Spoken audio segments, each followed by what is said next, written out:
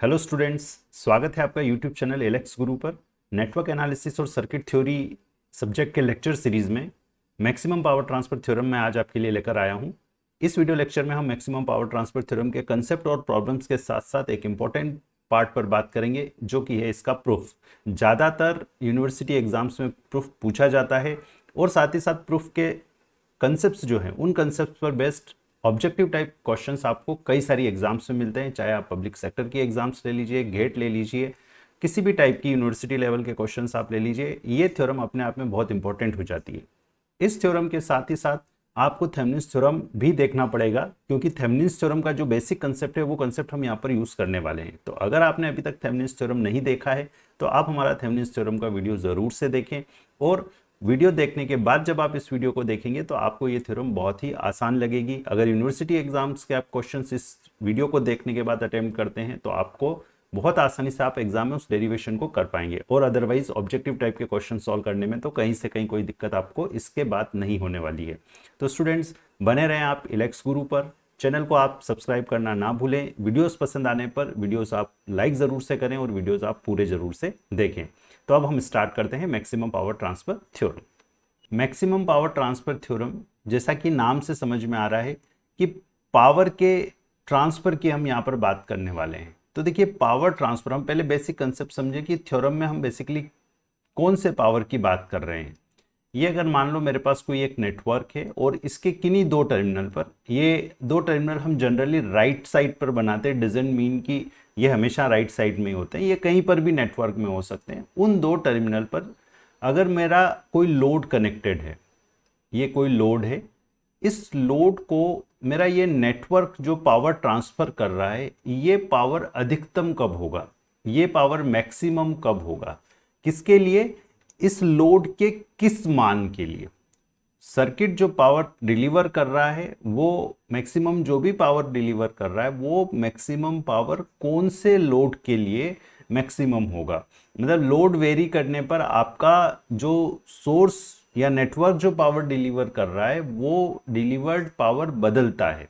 तो हम यहाँ पर ये देखना चाह रहे हैं कि मैं कौन सा लोड यहाँ पर कनेक्ट करूं जिससे कि उसको अधिकतम पावर मिले। ओवरऑल हम ये कहना चाह रहे हैं कि किसी पर्टिकुलर लोड टर्मिनल पर सुटेबल लोड हमें पता करना है, कि वो सुटेबल लोड, वो वैल्यू का लोड जो उस सोर्स से maximum power transfer, maximum power ले सके, वो लोड का मान हमें निकालना है। तो कुल मिलाकर के हमारे पास एक सर्किट होगा, उस सर्किट में कोई दो लोड टर्मिनल होंगे। उन लोड टर्मिनल पर हमसे ये पूछा जाएगा कि हम क्या लोड कनेक्ट करें जिससे कि सर्किट मैक्सिमम पावर ट्रांसफर करें।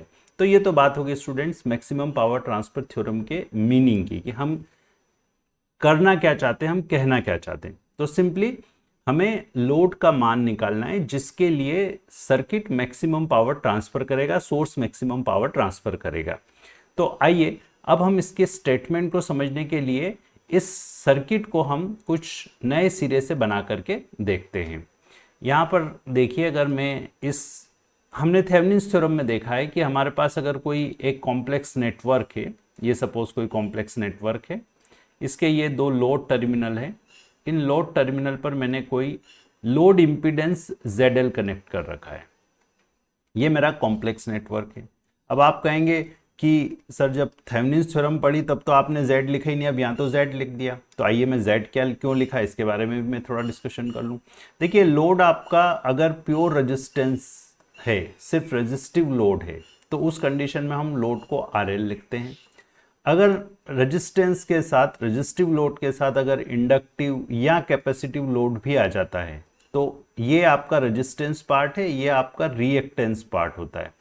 ऐसे केस में जब आप इक्विवेलेंट रेजिस्टेंस की बात करते हैं तो हम उसको इक्विवेलेंट रेजिस्टेंस ओम में जब मुझे निकालना होता है तो मैं उसको Z से डिनोट करता हूं।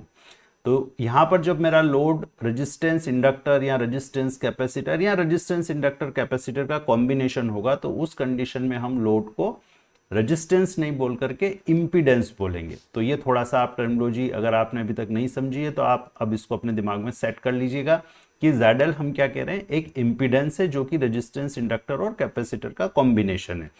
अब इस कॉम्बिनेशन के साथ साथ एक और इम्पॉर्टेंट पार्ट है कि अगर मैं Z की बात कर रहा हूं तो मेरे पास में एक रेजिस्टिव पार्ट होगा और साथ ही साथ कुछ रिएक्टेंस पार्ट होगा जो कि इंडक्टर या कैपेसिटर मुझे कंट्रीब्यूट करेगा। तो मैं उस रिएक्टेंस को यहां पर XL लिखूंगा। ये बात आप दिमाग में सेट कर लीजिए कि जब मैं Z लिख रहा हूं मतलब उसके अंदर एक वास्तविक मान होगा और एक काल्पनिक मान होगा, रियल पार्ट और इमेजिनरी पार्ट होगा। ये जो J मैंने लिखा है, ये J कहां से आया है? ये J आपका आयोटा ही है। आयोटा का मान √(-1) होता है। आप कहेंगे कि साहब आपने आयोटा की जगह J क्यों लिख दिया? ये भी एक प्रश्न हो सकता है आपका।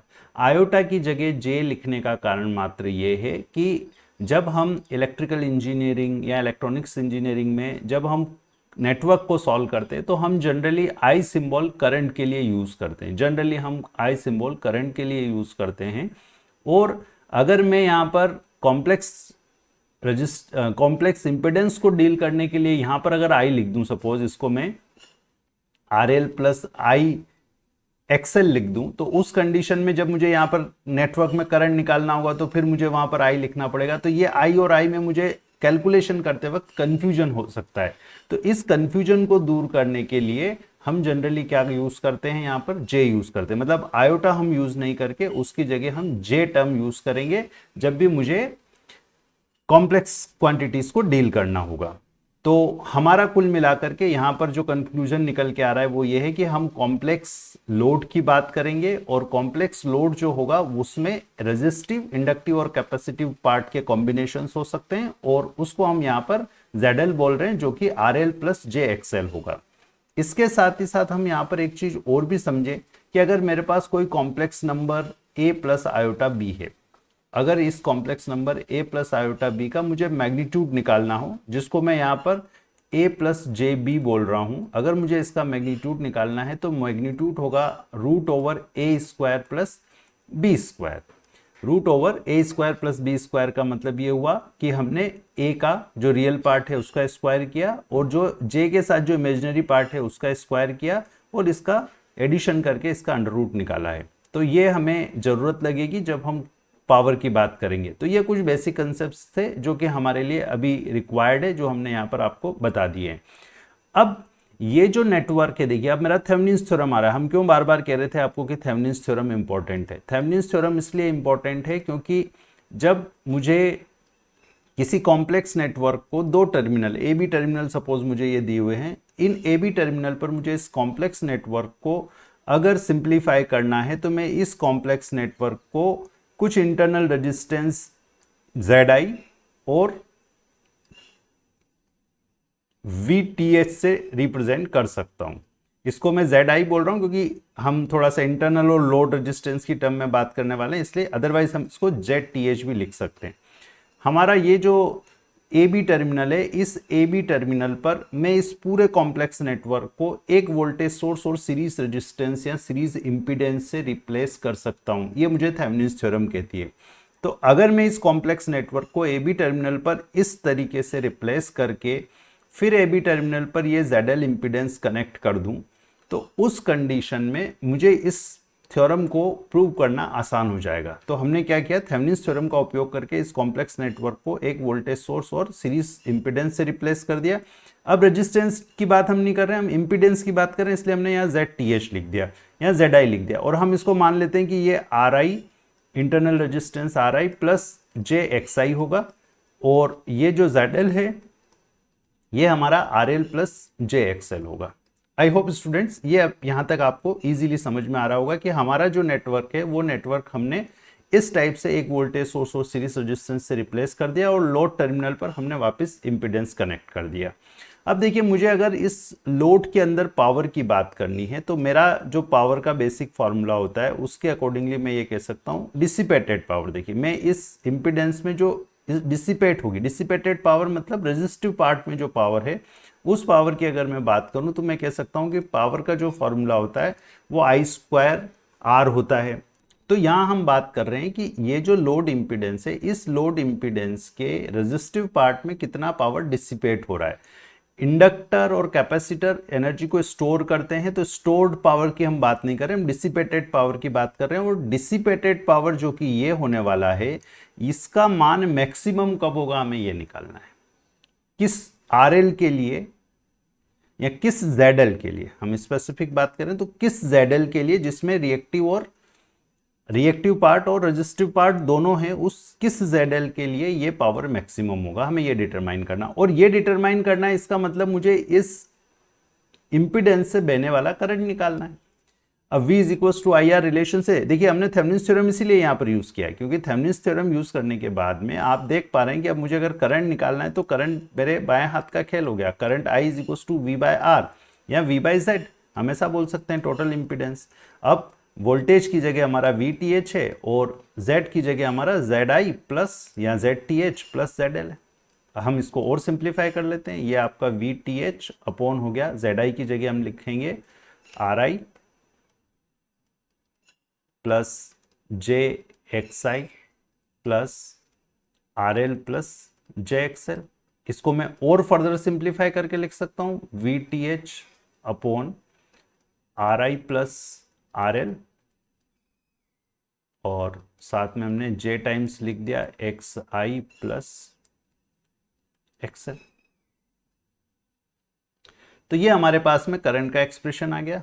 और इस करंट के एक्सप्रेशन से अब हम ये कह सकते हैं कि अगर मुझे पावर निकालना है तो मैं पावर निकाल लूंगा। साथ ही साथ मुझे इस करंट के, देखिए अगर मुझे पावर की बात करनी है तो मुझे इस करंट के मैग्नीट्यूड, क्योंकि ये कॉम्प्लेक्स क्वांटिटी है इसलिए मुझे करंट का मैग्नीट्यूड निकालना होगा। न्यूमरेटर डिनोमिनेटर में अगर कोई complex number a plus j b या a प्लस आयोटा बी है तो उसका magnitude root over a square plus b square होता है। इसके बारे में हम पहले ही बात कर चुके हैं।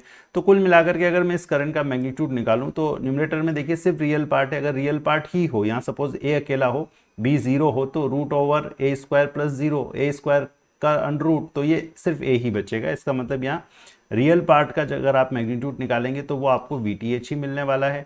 और ये जो इमेजनरी पार्ट है, मतलब डिनोमिनेटर का जो पार्ट है जिसमें रियल और इमेजनरी दोनों हैं, अगर मैं इसका मैग्नीट्यूड निकालूं तो ये हो जाएगा RI प्लस RL का होल स्क्वायर, ये a की जगह है a का होल स्क्वायर, प्लस b की जगह आपका आ रहा है XI प्लस XL, तो इसका होल स्क्वायर। तो देखिए यहाँ तक मेरे हिसाब से बहुत आसानी से आपको समझ में आ रहा होगा। और इसको यूज करके, इस मैग्नीट्यूड ऑफ I को यूज करके अगर मैं पावर के एक्सप्रेशन में इसको रख दूं तो यहाँ से देखिए मेरे पास मिल रहा है मुझे VTH square into RL upon I का स्क्वायर किया, इसका स्क्वायर किया तो VTH स्क्वायर, और डिनोमिनेटर में ये अंडर रूट हट जाएगा तो यहाँ पर मुझे मिल रहा है RI प्लस RL का whole square plus XI plus XL का होल स्क्वायर। ये अब मेरे पास पावर का एक्सप्रेशन आ गया। अब मुझे ये पता करना है कि ये जो पावर का एक्सप्रेशन मुझे मिल रहा है, इस पावर में पावर का मान मैक्सिमम कब होगा। अब ये पावर मैक्सिमम कब होगा अगर मुझे ये निकालना है तो मुझे इस और कौन से ZL के लिए, तो ZL में हमारे पास दो कंपोनेंट है, एक RL है और एक XL है। तो अब मुझे अगर मैक्सिमम वैल्यू निकालना है तो मैं इस पावर को इन दोनों कंपोनेंट को वेरी करके चेक करूंगा कि RL को अगर मैं बदलूं या XL को मैं बदलूं तो किस एक वैल्यू पर जाकर के मुझे पावर का मैक्सिमम मान मिल रहा है। तो मैं क्या करता हूं, इसको मैक्सिमम मिनिमा के रूल से मैं इसको क्या करता हूं, एक बार RL के रेस्पेक्ट में डिफरेंशिएट करके उसको जीरो करूंगा और एक बार XL के रेस्पेक्ट में डिफरेंशिएट करके इसको मैं जीरो करूंगा। तो अगर मैं इसको एक बार RL के रेस्पेक्ट में डिफरेंशिएट करके जीरो करूं और एक बार मैं इसको XL के रेस्पेक्ट में डिफरेंशिएट करके जीरो करूं और फिर यहां से जो मुझे वैल्यूज मिल रही है उन वैल्यूज को अगर मैं इस एक्सप्रेशन में रखूंगा तो मुझे मैक्सिमम पावर भी मिलेगा, साथ ही साथ कंडीशन भी मिल जाएगी। मतलब आपको इस एक्सप्रेशन को डिफरेंशिएट करना है। अब अगर आपके दिमाग में आ रहा है तो क्या डिफरेंशिएशन मैक्सिमा मिनिमा की बातें हो रही है तो बहुत कॉम्प्लेक्स हो रहा है, ऐसा नहीं है। आप सिंपली देखिए अभी तक हमने क्या किया, अभी तक अगर पूरी कहानी आप देखो तो ये सब कहानी आप भूल जाओ। आपको सिर्फ ये कहना है कि कॉम्प्लेक्स नेटवर्क के दो टर्मिनल पर ZL इंपिडेंस कनेक्टेड है, इस नेटवर्क को मैं वोल्टेज सोर्स और सीरीज इंपिडेंस से रिप्लेस कर सकता हूँ। यहाँ Z लिया है तो यहाँ पे भी Z ले लिया है। अब इसमें सीधा करंट निकालना है, करंट का मान I is equal to V by total resistance या टोटल इंपिडेंस से ये निकाल लिया। सीधा मैग्नीट्यूड निकालना है क्योंकि हम रियल क्वांटिटीज में चलना चाहते हैं, इसलिए इसका मैग्नीट्यूड निकाला। मैग्नीट्यूड निकालने के लिए VTH अपॉन इसका डिनोमिनेटर का मैग्नीट्यूड ये हो गया। फिर पावर के एक्सप्रेशन में इसका मान अगर हम रखेंगे तो ये हमारे पास फाइनली पावर की वैल्यू आ गई। अब मुझे डिफरेंशिएट करना है, तो डिफरेंशिएशन में देखिए बहुत ही सिंपल है। आप क्या करें, पहले इसको एक्सेल के रेस्पेक्ट में डिफरेंशिएट करें। इससे ये होगा कि एक्सेल के रेस्पेक्ट में डिफरेंशिएट करने पर जो कंडीशन मिलेगी वो मैं इस एक्सप्रेशन में रख करके फिर आरएल के रेस्पेक्ट में डिफरेंशिएट करूंगा, उससे आसानी से मेरा प्रॉब्लम सॉल्व हो जाएगा। तो देखिए पावर को हम सबसे पहले एक्सेल के रेस्पेक्ट में डिफरेंशिएट करते हैं। जब हम इसको एक्सेल के रेस्पेक्ट में डिफरेंशिएट करेंगे तो u अपॉन v वाला रिलेशन हम यूज कर लेते हैं। हम यहाँ पर D D X of u by V का रिलेशन यूज करेंगे, जिसमें v स्क्वायर, इस रिलेशन को अगर आपको याद है तो ये डिनोमिनेटर में स्क्वायर हो जाता है, और जब आप न्यूमरेटर में जाएंगे तो आप सबसे पहले क्या करेंगे, डिनोमिनेटर को एज इट इज रखेंगे और डिफरेंशिएट करेंगे आप न्यूमरेटर को, फिर आप न्यूमरेटर ऐसे ही रखेंगे और डिफरेंशिएट करेंगे आप डिनोमिनेटर को। तो हम इस रिलेशन को यहाँ पर अप्लाई करते हैं। देखिए अगर हम इसको अप्लाई करते हैं तो सबसे पहले हमें क्या करना है, डिनोमिनेटर का स्क्वायर करना है, R I plus I R L whole square plus X I plus X L whole square का स्क्वायर। ये डिनोमिनेटर का स्क्वायर हो गया, ये डिनोमिनेटर है। अब हमें क्या करना है, न्यूमरेटर डिनोमिनेटर ऐसे ही रखना है और न्यूमरेटर का डिफरेंशिएशन करना है। डिनोमिनेटर ऐसे ही रखने का मतलब यहाँ पर हो गया आपका are I plus R L का whole square plus X I plus X L का होल स्क्वायर, ये एज इट इज रखा। इसका डिफरेंशिएशन किया तो देखिए ये कांस्टेंट है, एक्सेल तो इसमें आ ही नहीं रहा है, और कांस्टेंट का डिफरेंशिएशन क्या होता है, जीरो, तो ये जीरो हो गया माइनस। अब हमें क्या करना है, इसका डिफरेंशिएशन करेंगे और इसको एज इट इज रखेंगे, वही आपका न्यूमरेटर एज इट इज रखना है, तो न्यूमरेटर एज इट इज हमने लिख दिया we T H square into R L. अब डिनोमिनेटर का करेंगे तो देखिए डिनोमिनेटर में इसमें एक्सेल है ही नहीं, तो इसका डिफरेंशिएशन जीरो हो गया, प्लस इसका डिफरेंशिएशन करेंगे तो इसमें एक्सेल है, तो ये हो जाएगा 2 टाइम्स एक्स स्क्वायर का अपन 2x और x का वापस करेंगे तो x का 1 हो जाएगा, तो यहाँ पर हो रहा है 2 into X I plus X L to the power 2 minus 1, मतलब 1 ही रह गया, और इसका एक्सेल का फिर से करेंगे तो एक्सेल का 1 हो जाएगा, कांस्टेंट का 0 हो जाएगा, तो 0 प्लस 1 मतलब यही टर्म अपने को मिलने वाली है। तो कुल मिलाकर के यहाँ से हमारा जो इस पर्टिकुलर स्टेप के बाद जब हम इसको एक बार डिफरेंशिएट कर रहे हैं तो हमें ये वैल्यू मिल रही है, और आप देख पा रहे हैं कि ये डिफरेंशिएशन टफ नहीं है। इसमें हमें सिंपल ये देखना है कि एक्सेल जिस जिस टर्म में है उसका डिफरेंशिएशन करेंगे, तो जो डिफरेंशिएशन के नॉर्मल फॉर्मूलेज हैं उनका यूज करके डिफरेंशिएशन करना है। जहां सिर्फ आर एल है या दूसरा कोई कॉन्स्टेंट है तो उसको हमें जीरो करना है। अब मुझे क्या करना था, D P by D X L equal to zero, तो dp by D X L equal to अगर मुझे जीरो करना है तो इसको जीरो करने पर देखिए मुझे क्या मिलने वाला है, ये डिनोमिनेटर उधर जाकर के जीरो से मल्टीप्लाई हो रहा है तो जीरो हो जाएगा, फिर ये तो वैसे ही जीरो इंटू समथिंग जीरो हो गया है, तो यहाँ सिर्फ मुझे मिल रहा है, देखिए अगर अपन इसको अप्लाई करते हैं तो यहाँ मुझे मिल रहा है V T H square minus V T H square into R L into 2 times X I plus XL का XL equal to zero. Further इसको सिंप्लीफाई करके आप बोल सकते हैं कि एक्स आई बराबर आ रहा है माइनस एक्सएल, या अपन कहें कि जो लोड का मान है एक्सएल का मान, वो मान माइनस एक्स आई होना चाहिए। जो इंटरनल सोर्स का जो इंटरनल इम्पीडेंस है उसके जो रिएक्टेंस का मान है उसका नेगेटिव आपका लोड रिएक्टेंस अगर है तो आपको मैक्सिमम वैल्यू इस पावर की मिलेगी। तो मैं क्या करूं, अब इस कंडीशन को इस एक्सप्रेशन में पुट कर दूं, इस कंडीशन को इस एक्सप्रेशन में अगर हम पुट कर दें तो देखिए अब मेरा पावर का एक्सप्रेशन और सिंप्लीफाई हो जाएगा। पावर का एक्सप्रेशन हो जाएगा we T H square into R L upon are I plus R L का होल स्क्वायर, क्योंकि अब मैंने क्या किया, एक्सएल बराबर माइनस एक्स आई कर दिया, और एक्सएल बराबर माइनस एक्स आई यहाँ करेंगे तो minus x I plus X I cancel होकर के ये वाली टर्म हट जाएगी, तो सिर्फ बचेगा we T H square R L upon are I plus R L का होल स्क्वायर। अब मुझे जो सेकंड स्टेप करना थी वो ये थी कि मुझे D P by D R L equal to भी जीरो करना है। इस एक्सप्रेशन को अब हमें आर एल के रिस्पेक्ट में डिफ्रेंशिएट करना है, और आर एल के रिस्पेक्ट में डिफ्रेंशिएट करके हम इसको जीरो करने वाले हैं। तो देखिए फिर से हम इसको पहले डिफरेंशिएट करते हैं आर एल के रिस्पेक्ट में, और आर एल के रिस्पेक्ट में डिफरेंशिएट करेंगे तो वही u अपॉन वी वाला फॉर्मूला हम लगाएंगे। पहले हम डिनोमिनेटर का स्क्वायर कर देते हैं, तो ये already are I plus R L का होल स्क्वायर है, इसका स्क्वायर हमने कर दिया। जब हम न्यूमरेटर में जाएंगे तो हम पहले क्या करेंगे, पहले डिनोमिनेटर को एज इट इज लिखेंगे, तो ये डिनोमिनेटर हमारा are I plus R L का होल स्क्वायर हमने एज इट इज लिख दिया। अब न्यूमरेटर का जब हम डिफरेंशिएशन करेंगे तो न्यूमरेटर के डिफरेंशिएशन में देखिए अब आर एल टर्म यहाँ पर है, कुछ कांस्टेंट इनटू आर एल है, तो अगर जैसे मुझे 2x का डिफ्रेंशिएशन करना होता है तो क्या आता है, सिर्फ 2 आता है, और x का डिफ्रेंशिएशन क्या हो जाएगा, 1। तो यहाँ पर ये सीधा हो जाएगा VTH स्क्वायर। x का differentiation x to the power n का differentiation n x to the power n minus 1 होता है। तो x का डिफ्रेंशिएशन x की पावर 1 है, इसलिए 1 into X to the power 1 minus 1 मतलब 1। तो कुल मिलाकर के यहाँ पर ये जो पहला टर्म है, इस पहले टर्म के अंदर हमें डिनोमिनेटर एज इट इज लिखना है, और VTH स्क्वायर RL का डिफ्रेंशिएशन किया तो मुझे VTH स्क्वायर मिला सिर्फ, माइनस अब न्यूमरेटर एज इट इज लिखना है तो VTH square into RL, numerator as it is लिख दिया। डिनोमिनेटर का करेंगे तो वही एक्स स्क्वायर का डिफ्रेंशिएशन, मतलब 2 times RI plus RL to the power 2 minus 1, और फिर से RL का डिफ्रेंशिएशन करेंगे तो 1। इसको मुझे करना है इक्वल टू 0। इसको यहाँ डायरेक्ट 0 करने से पहले देखिए यहाँ एक इंपॉर्टेंट स्टेप है, आप RI प्लस RL और VTH स्क्वायर को कॉमन निकाल लीजिए न्यूमरेटर में। अगर आप इसको कॉमन निकालते हैं तो देखिए यहाँ पर क्या बचेगा, RI प्लस RL का होल स्क्वायर आपने कॉमन निकाला तो यहाँ बचा RI प्लस RL, और VTH स्क्वायर भी बाहर चला गया, यहाँ से VTH स्क्वायर बाहर चला गया, RI प्लस RL बाहर चला गया, तो -2RL।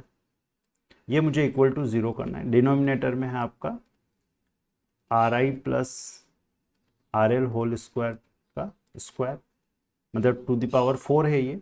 तो अब अगर मैं इसको यहाँ से RI प्लस RL को यहाँ कट करूँ तो ये पावर एक कम हो जाएगी, तो यहाँ पर हमने इसको हम लिख सकते हैं, इसकी पावर 4 की बजाय पावर कितनी हो जाएगी, अब 3 पावर बचेगी टोटल।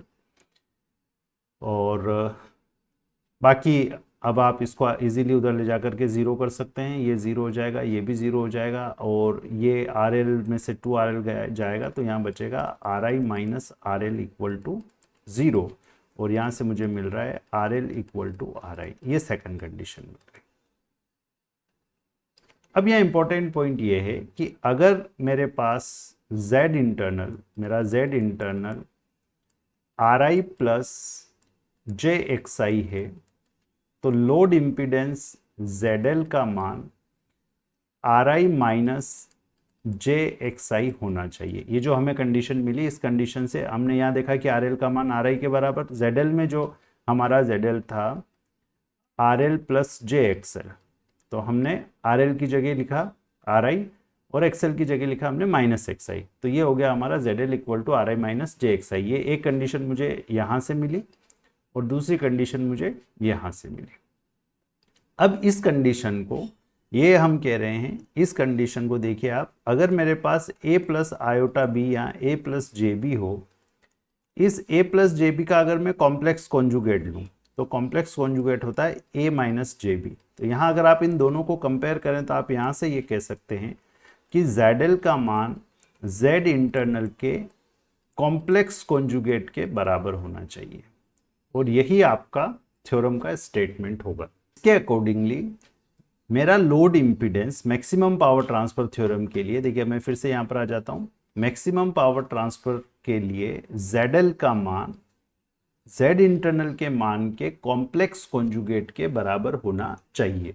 अगर किसी प्रॉब्लम में आपसे ये कहा जाए कि ZL, मान लो ये कोई एक सर्किट है, इस सर्किट में हमें कहा जा रहा है कि यहाँ पर 2 प्लस 3 इंटरनल रेजिस्टेंस है, और ये कोई सोर्स है suppose 50 with an degree 0 degree.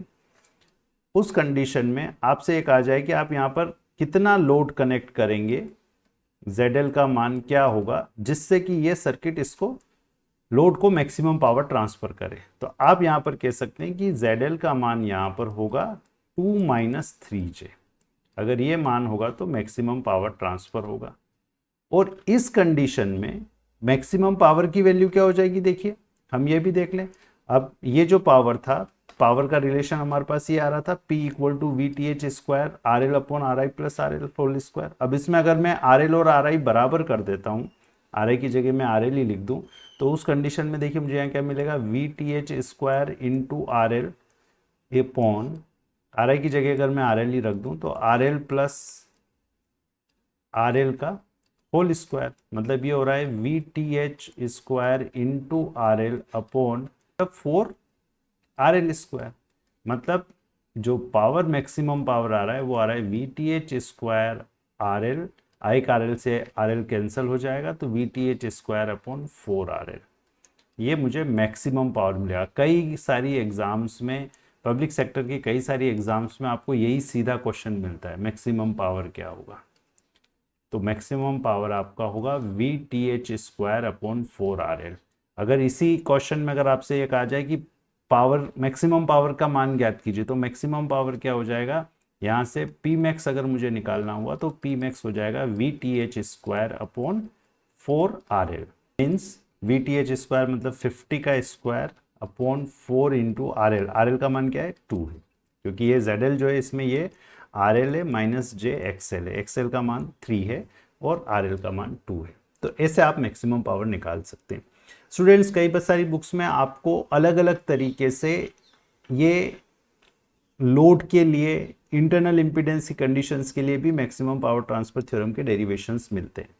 वो कौन कौन से केसेस हैं उसके बारे में अब हम बात करते हैं, और उन कंडीशंस में आप उनको कैसे डील करेंगे इसके बारे में हम बात करते हैं। तो देखिए, आपको एग्जाम में कई सारे केसेस बना करके दिए जा सकते हैं यूनिवर्सिटी लेवल के डेरिवेशन वाले में या ऑब्जेक्टिव टाइप क्वेश्चंस को डील करते वक्त। तो आपको थोड़ा सा यहाँ से ये समझना पड़ेगा। पहला केस तो यही है, देखिए कि ZI और ZL आपको सिंपली इसी फैशन में दिए हुए हैं, जहाँ पर ZI आपका RI प्लस JXI है और ZL आपका RL प्लस JXL है। तो ये तो एक डेरिवेशन, पूरा डेरिवेशन जो अभी हमने देखा वो डेरिवेशन हो गया। एक केस ये हो सकता है आपके पास में कि ZI जो आपका है इसमें ये पार्ट ना हो, मतलब सिर्फ RI हो और ZL भी सिर्फ RL हो।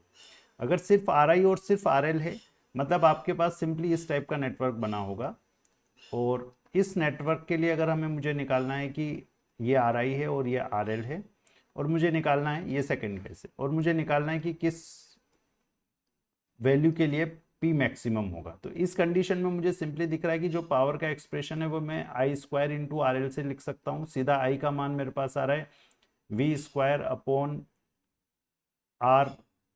प्लस RL का होल स्क्वायर। ये मैंने करंट V/R निकाला, उसका स्क्वायर कर दिया इंटू RL। तो यहाँ देखिए, इस कंडीशन से अगर हम चलते हैं तो हमारे पास सीधा यही एक्सप्रेशन आ गया पावर का। हमारे पास पावर का सीधा ये एक्सप्रेशन आ गया। इस एक्सप्रेशन को सीधे मुझे RL, क्योंकि रजिस्टिव लोड है, मतलब सिर्फ मेरे पास रेजिस्टेंस ही है लोड में, तो मैं सिर्फ क्या करूंगा, RL के रेस्पेक्ट में डिफरेंशिएट करूंगा, और RL के रेस्पेक्ट में डिफरेंशिएट करके ये वाली कंडीशन मेरी आउटपुट में मुझे मिल जाएगी कि RI इक्वल टू RL के केस में मुझे मैक्सिमम पावर ट्रांसफर होगा। तो इस पर्टिकुलर कंडीशन में हमने देख लिया कि हमारा ZL ZI का कॉम्प्लेक्स कॉन्जुगेट होना चाहिए। इस वाले पर्टिकुलर केस में हमने देख लिया कि RI का मान RL के बराबर होना चाहिए।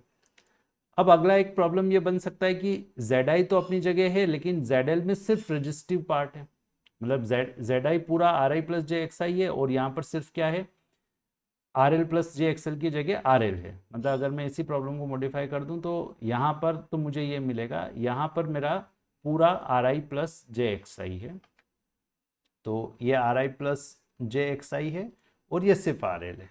उस कंडीशन में आप क्या करेंगे, देखिए उस कंडीशन में आप I का मान निकालेंगे। I का मान वही rule V/RI plus RL plus JXI। Current के इस मान का अब मैं मैग्नीट्यूड निकाल लूंगा, क्योंकि नीचे कॉम्प्लेक्स क्वांटिटी है, तो करंट मैग्नीट्यूड निकाला तो मैग्नीट्यूड आएगा V/RI प्लस RL का होल स्क्वायर प्लस XI का होल स्क्वायर और इसके पूरे का अंडर रूट। अब ये देखिए, ये एक्सप्रेशन और जो हमने पहले इनिशियली जो हमारा एक्सप्रेशन निकाला था उसमें और इसमें कोई डिफरेंस नहीं आ रहा, सिर्फ ये यहां पर चेंज है। XI प्लस XL के होल स्क्वायर के बजाय यहां पर क्या आ गया, ओनली XI स्क्वायर आ गया। मतलब हमें ज्यादा चिंतित होने की जरूरत नहीं है, हमारे पास RL है, RL के साथ XL नहीं है, XL नहीं है तो मैं XL के साथ डिफरेंशिएट इसको करूंगा ही नहीं, क्योंकि XL है ही नहीं, XL मुझे वेरी नहीं करना है। तो अब मैं क्या करने वाला हूं, सीधा मैं इसको RL के रेस्पेक्ट में डिफरेंशिएट करने वाला हूं। ये वाला तीसरा केस चल रहा है। तो सीधा अपन क्या करने वाले हैं, पावर की वैल्यू रखेंगे P is equal to mod I² into RL, और मोड I² इंटू RL अगर मैं करता हूं तो देखिए क्या हो जाएगा, P इज इक्वल टू हो जाएगा, I का वैल्यू अभी हमने देखा V² अपॉन ये हो जाएगा RI प्लस RL का whole square plus XI square. ये हो गया करंट का स्क्वायर इंटू RL। अब मुझे क्या करना है, चूंकि मेरे लोड में सिर्फ RL है तो मैं सिर्फ सिंपली क्या करूं, इस आर एल के रिस्पेक्ट में डिफ्रेंशिएट करूं, तो D P by D R L मुझे करना है। तो एक्सप्रेशन कंडीशंस आप देख पा रहे हैं, सिर्फ यहाँ पर एक्स आई आया है, लेकिन ये एक्स आई आर एल के रिस्पेक्ट में जब हम डिफ्रेंशिएट करेंगे तो हमें कांस्टेंट की तरह ही ट्रीट करना है। तो फिर से वही R I plus R L का whole square plus X I square, और इस पूरे का स्क्वायर, डिनोमिनेटर का स्क्वायर हो गया। न्यूमरेटर में हम जब जाएंगे तो इसका डिफ्रेंशिएट करेंगे तो वी स्क्वायर हो गया, आर एल का डिफ्रेंशिएशन 1 हो गया। डिनोमिनेटर एज इट इज लिखना है, मतलब are I plus R L का whole square plus X I square, minus करके अब हम क्या करेंगे, एस को एज इट इज लिखने वाले हैं V square into R L, और डिनोमिनेटर का करने वाले थे तो कांस्टेंट है एक्स एल आर एल के रेस्पेक्ट में जब मैं डिफ्रेंशिएट कर रहा हूँ तो एक्स आई कॉन्स्टेंट, इसलिए सिर्फ यहाँ पे आएगा into 2 times are I plus R L. और इसको अगर मुझे ज़ीरो करना है, इसको अगर मैं ज़ीरो करता हूँ D P by D R L equal to zero, तो देखिए मुझे क्या मिल रहा है,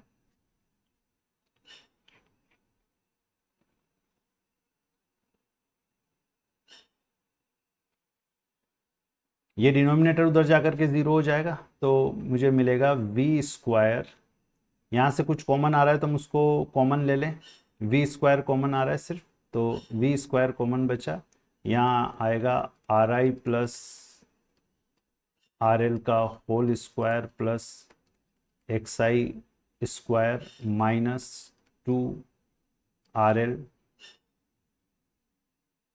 into R I minus 2 R L, ये equal to zero. V square भी उधर उधर जाकर के ज़ीरो हो गया। अब हम इसको देखिए सिंप्लीफाई कर लें, सिंप्लीफाई अगर हम करेंगे तो हमें क्या मिलने वाला है, देखिए ये आपका हो गया, यहाँ 2 आर एल स्क्वायर है, तो ये हो रहा है R I square plus 2 R I R L plus R L square plus X I square minus 2 R L R I minus 2 R L square equal to zero. अब यहाँ देखिए ये plus 2 R L square minus 2 R L square cancel हो रहा है, are L square है, एक are I square है, और एक आपका ये 2 आर एल स्क्वायर है, तो ये भी अगर अब हम इसको सिंप्लीफाई करेंगे तो यहाँ से ये 2 आर एल स्क्वायर और एक आर एल स्क्वायर यहाँ से कैंसिल होगा, तो यहाँ पर बच रहा है R I square plus X I square minus R L square equal to zero. और यहाँ से हम कह सकते हैं कि R L square equal to आ रहा है R I square plus X I square. तो आर एल का मान अगर हम देखें तो आर एल का मान आ रहा है root over R I square plus X I square. और देखिए आर आई और एक्स आई क्या है, हमारा जेड आई है, जेड आई क्या है, Z I R I plus X I है, R I plus J X I. इस z का अगर मैं मैग्नीट्यूड लेता हूँ, जो मेरा इंटरनल इम्पीडेंस है उसका मैग्नीट्यूड लूंगा तो मुझे मिलेगा root over R I square plus X I square.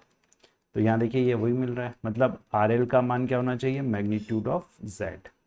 इस पर्टिकुलर केस में जो मेरा इंटरनल इम्पीडेंस है उस इंटरनल इम्पीडेंस का मैग्नीट्यूड मुझे मिलेगा, आर एल इस कंडीशन में हो जाएगा मैग्नीट्यूड ऑफ जेड आई, ये हो गया।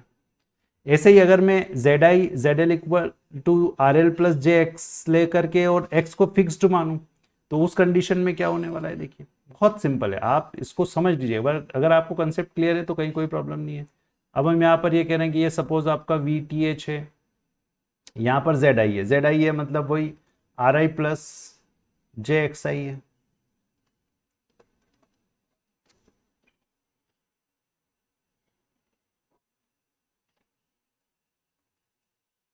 और यहाँ पर आपका जेड एल है।